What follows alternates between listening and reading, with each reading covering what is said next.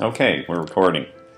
I'll probably get taken down for copyright infringement on the Philip Glass in the background, but while we're here, let's just say it's a nice little soundtrack in the upper room, and it's a dance 8.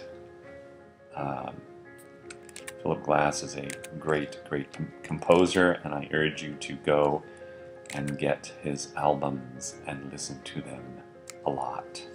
Anyway, so here we go. This is the cover of Chicken Outfit 4. And what we're doing here today is trying to color and sketch the thing.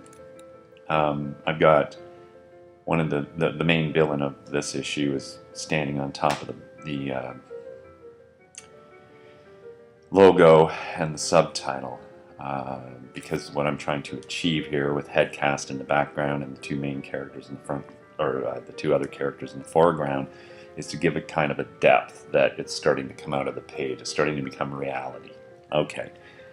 Cheeseball depth aside, here we go. It's a very complicated piece because I've been trying to get it to look, you can see what I'm trying to achieve here. Anyway, so let's do Headcast. He's in the background. Normally what I do is get the color of his jacket and pants, and then I do this here. Just go around it like really rough. I mean, at this point it doesn't really even matter, so that's going to come later.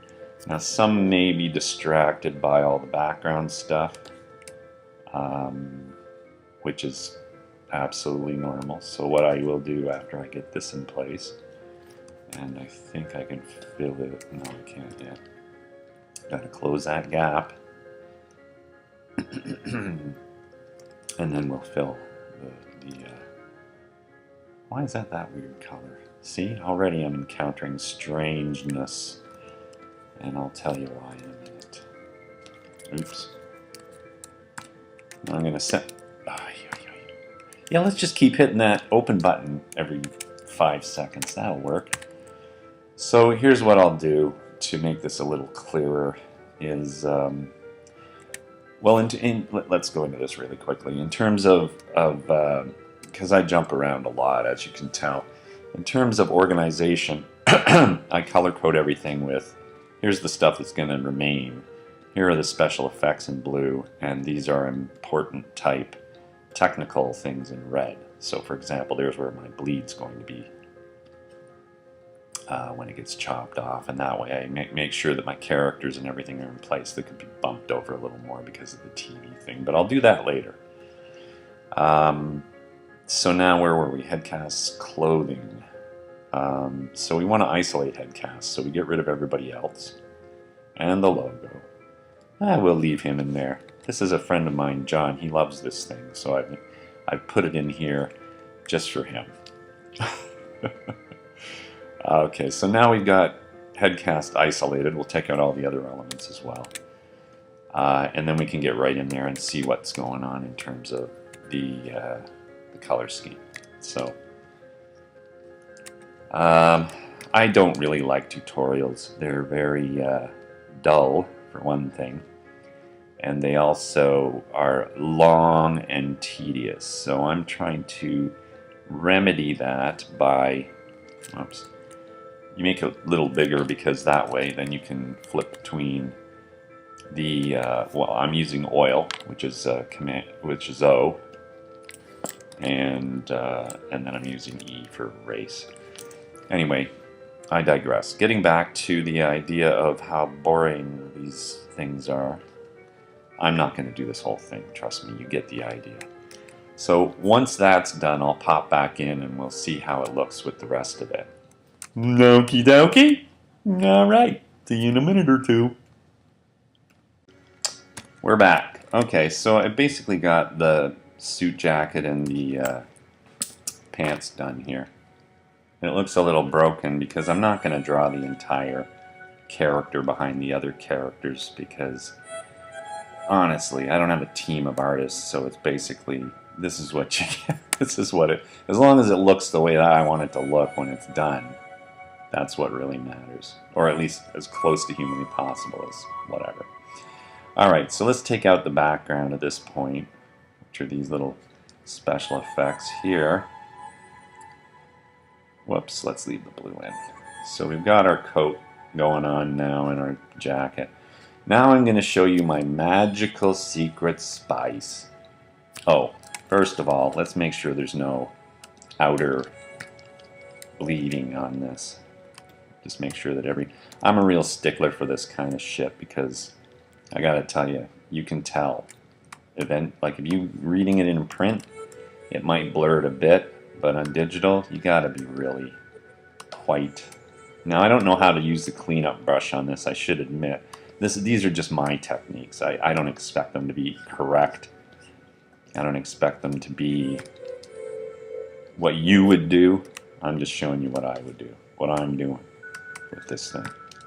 So I basically go through all of this and I get rid of all this. Woo! There's a nice one.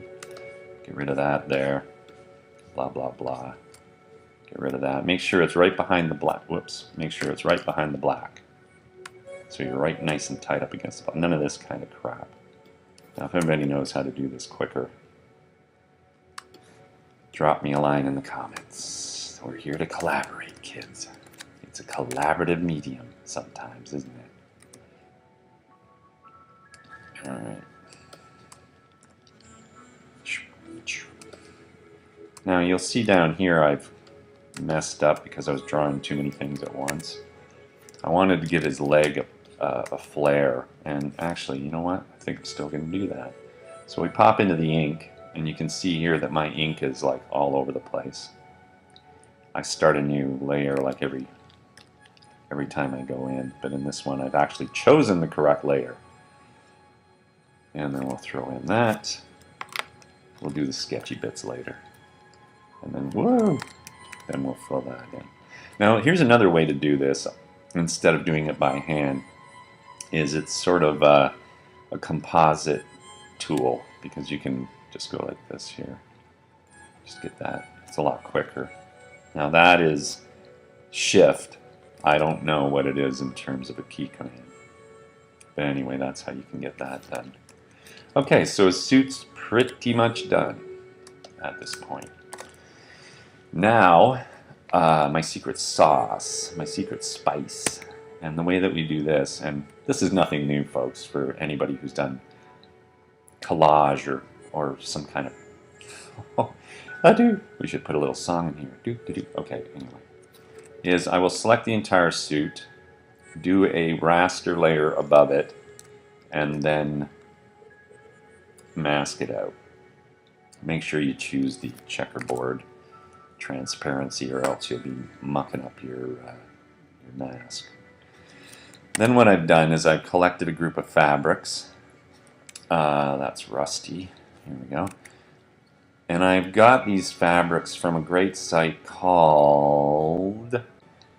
I've got a bunch of credits, and then I use this to basically do what I'm about to do.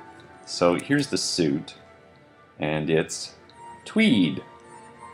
This is kind of anybody who's done 3D knows what's going on here. So I throw that in, and then I try a darken, which doesn't look that great, just whatever. Normally I do multiply or I do overlay. Overlay is better because you got a lot more light going on there.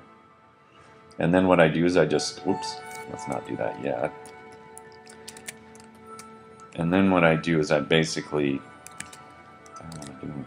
there we go, is put the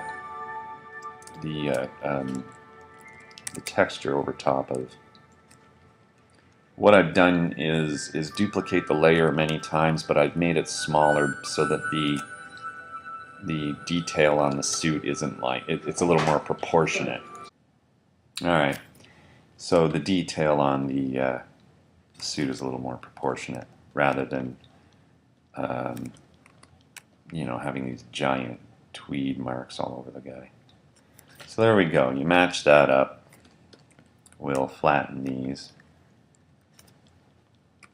And of course your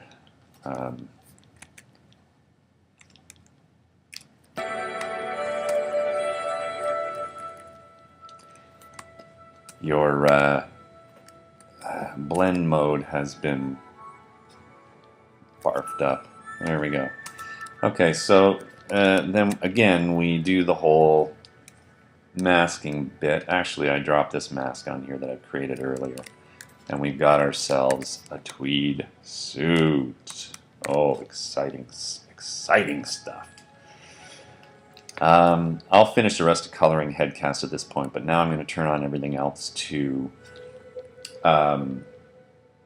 see how he looks in the whole scheme of things. So we'll go back up to the top, we'll turn on the cover elements, turn on the other guys, the logo, and Headcast is on, color's on, and then we want our background in there as well. And our and we don't need this anymore. I was using that to differentiate between the characters, so that because there's all this line work in here that's just totally annoying. Anyway, so that's where we're at here on the issue 4 cover, and I'll be back another time to show you some other stuff.